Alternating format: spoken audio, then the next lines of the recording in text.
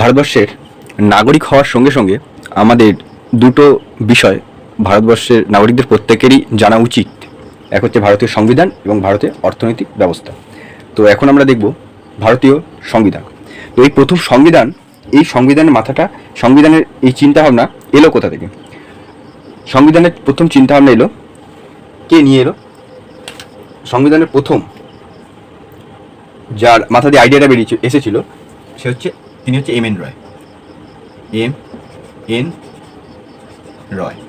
N রয় মানে হচ্ছে মানবেন্দ্রনাথ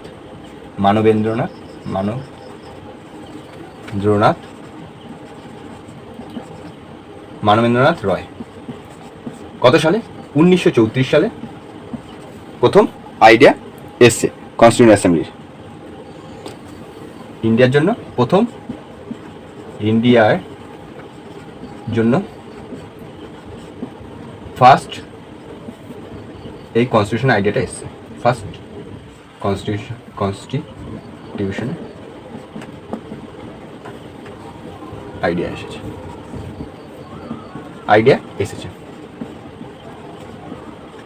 এসেছে। তারপরে কি হলো? তারপরে মাঝখানে অগাস্ট অফার, যেটা আমরা ইতিহাসে পড়বো, এখানে অতটা। তারপরে এসেছিল অগাস্ট অফার 1940।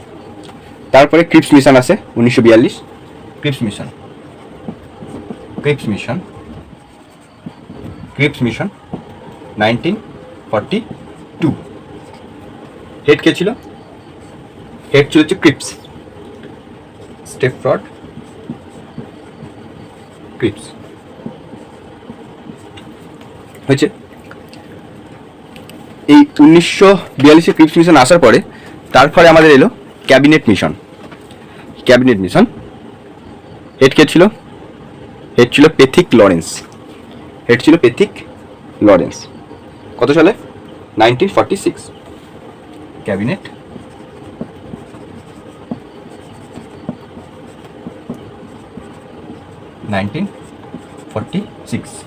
হেড মানে চেয়ারম্যান ছিল পেথিক